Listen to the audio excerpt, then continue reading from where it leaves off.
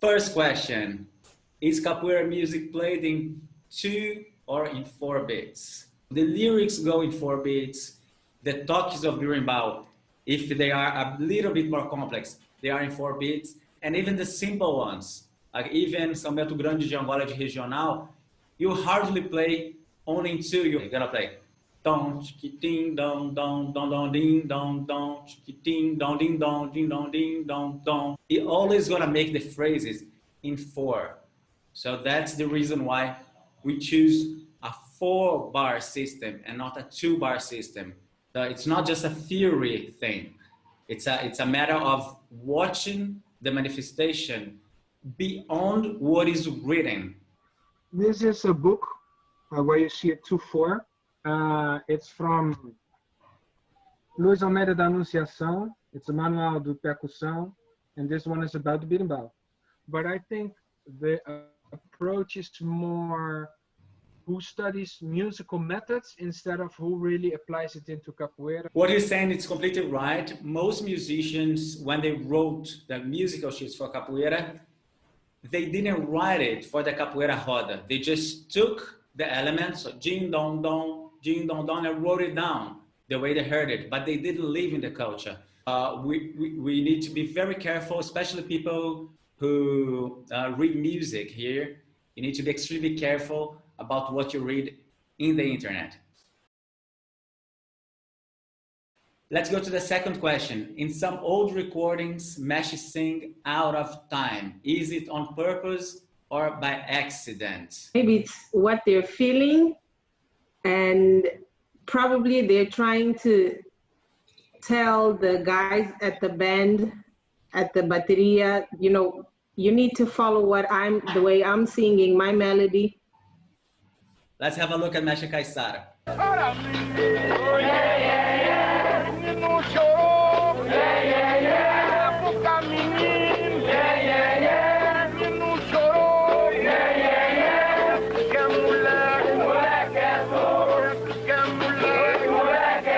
There's a rich environment in music, and we are losing it because we don't even allow our students to make mistakes. If you have a student in your class and he starts singing like this, tum, tum, tum, tum, tum, tum, nhé, nhé, nhé, o menino chorou, nhé, nhé, nhé, cala a boca, menino, nhé, nhé, nhé, and the bateria goes like, oh, what's going on? And he goes, oh, stop, please, stop. Doesn't sound good. But if it's Mesh Caissara singing, then it's okay. If it's by chance or on purpose, I would say it's the way they did it. Let's go for the third question. This is an easy one. Why is it important to look at the numbered pages on the floor when stepping on them? It's just to create the visuals. You're getting acquainted with the method. You're starting to understand what it is. So you draw the numbers and you put them on the floor, you stick it, and you look at them, and then we create a visual reference. We have a corporal reference of our feet going forward and backward. We have an auditory reference when we say 1, 2, 3, 4, and when we clap. And we have a visual reference of the paper. The fourth question, the difference in the rhythm pulse of Benguela and São Bento. We need to define what is Benguela to start with. This is what some people call Banguela. Banguela. You hear that in Mesh Gatos recording from '63. So, ding dong ding, ding dong ding, ding dong ding, ding dong ding, ding dong ding. This is what some people call Banguela. Dong ding ding, dong ding ding, dong ding ding. And this is what some people call Benguela. Dong ding ding, dong ding ding. Most capoeira toques fall exactly on the clave. They go together with the clave. No matter if it's dong jing jing, or jing jing dong, or dong dong jing, or jing jing jing. It's always here. Pa pa pa, pa pa pa. The fifth one, generic 3 clap of samba de roda, of capoeira, and 4 clap in samba. A 4 beats bar, and we have the pulse. The pulse is going. I'm gonna make capoeira.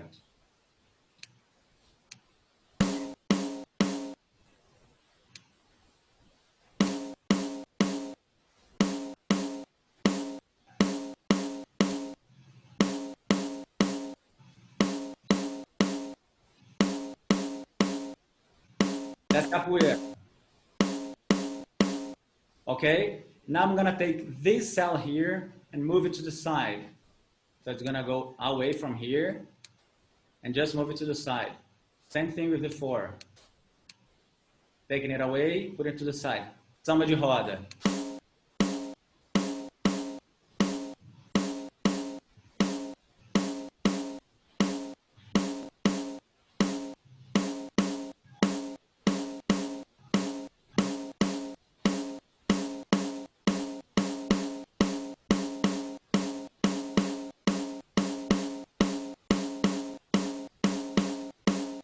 Let's move it again. Back to capoeira. Out of here. Back to here.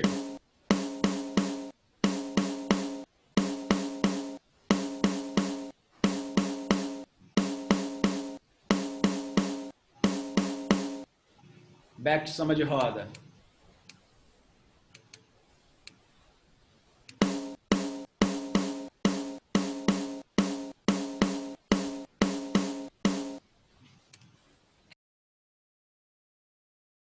Let's go to the last question of rhythm.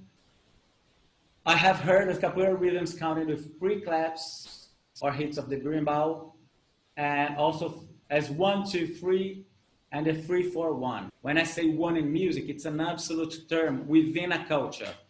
We live in a culture, in a capoeira culture, and within this culture, there is a consensus of where is the 1. The 1 is very clear, it's here.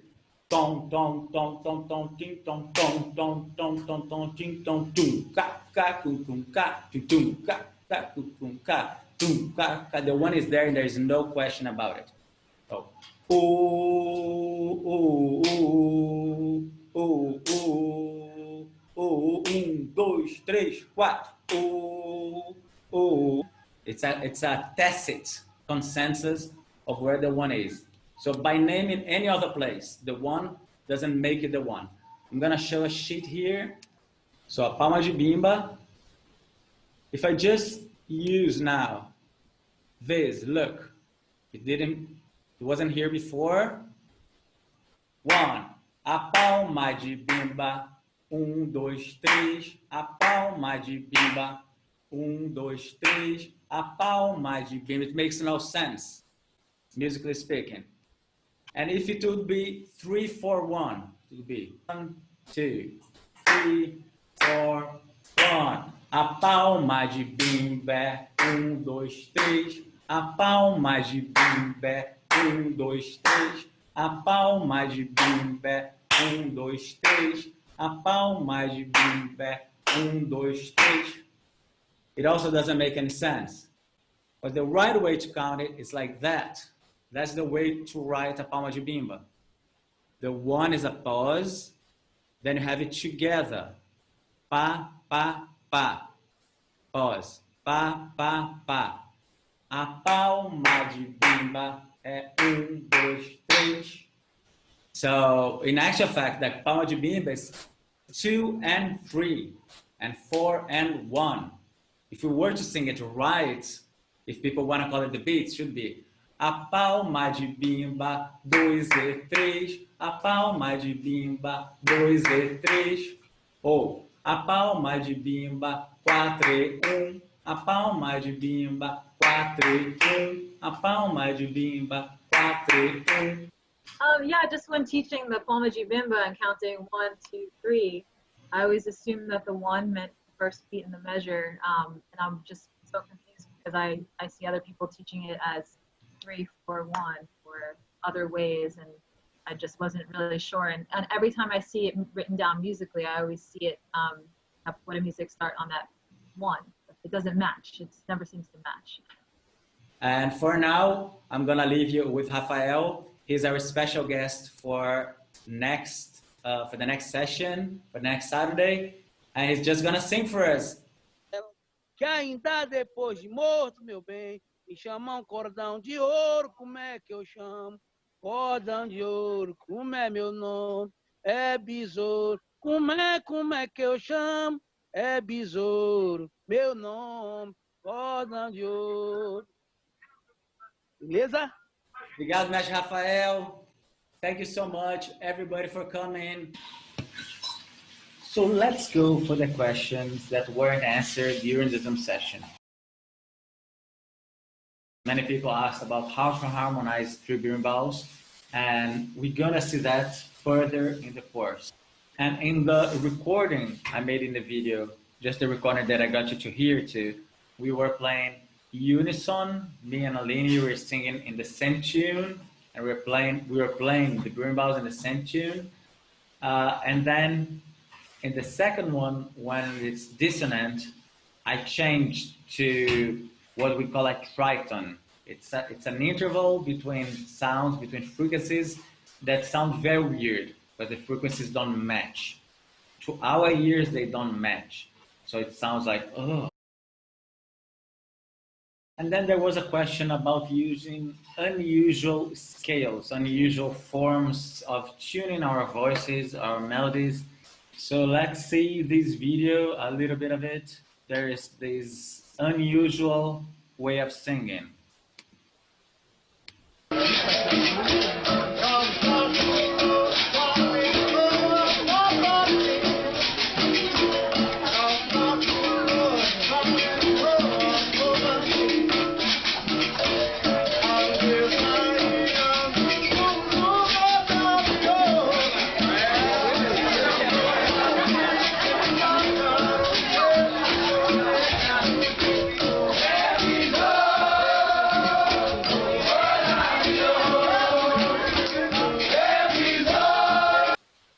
Composed a new song with the same lyrics. He kept the lyrics, they're still the same, but the whole musical structure is different. And the chorus, when they respond the usual way. So it does have something there that sounds a bit weird if you're used to the original form, but it's possible. You can do it with anything. I mean, if you go to Japan, they have a Japanese way of making music with certain notes. You can get capoeira songs and adapt them to the Japanese scale and sing in that Japanese way. You can change it. Culture changes all the time. But what we're doing here is analyzing the things that have already been done by other people in the last 80 years at least.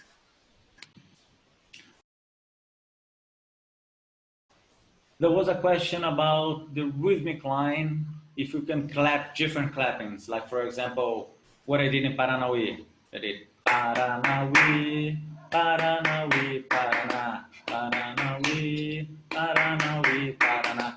If you could clap like this.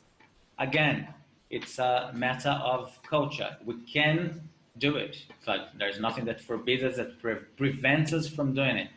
It's just not very usual. In a Mestre Pastinha CD, you can hear that we're doing that all the time, like doing variations. There were questions regarding singing in key with the berimbau or tuning in another key, if that is possible, if it's desirable. It is possible because we do that in the roda all the time. We don't really sing in key all the time. Let's say I'm singing a song, I'm singing here. Adeus Bahia, zum zum zum, cordão de ouro, eu vou partir porque mataram meu besouro, e zum zum, e besouro, e zum zum, e besouro. I finish singing. And then someone else starts singing over there. La la we la we la we la wa, la la we la we la we la wa. They change completely, both melody and harmony. And that leads us to another question that is about harmonizing women voices. How to harmonize women voices? in rodas, especially when they need to sing high pitched. Women don't have to do anything. They are used to harmonizing. Usually, traditionally, men were singing and women would just respond the chorus. So the issue is not with the women, the issue is with the men. It's their problem if they're not used to listening to high pitch and being able to go to lower octave. It's their problem. They need to train. So men need to focus on training singing in lower octaves. We're gonna go deeper in that during the course, but it's fundamental that we stop saying that women are not singing the capoeira way. One person said that one of the dissonant examples sounded better to her, and the other one didn't have that special sparkle. What is important to me is that you learn how to do both. You learn how to play consonant berimbau and dissonant berimbau. You learn how to sing in consonants and how to sing in dissonance. So you master all the tools. There is a sweet question here asking, what is quarta dendê? Quarta dendê means cut oil. That's lovely. No, it doesn't mean cut oil. It cut dendê, so you cut the coconut to make the oil. Sorry for not answering all of the questions because some of them were off topics or too complex to be answered in a simple way. We need to go deeper in the course. We need to study more in the course. And in the end of the course, if your question still hasn't been answered, please come again. Thank you.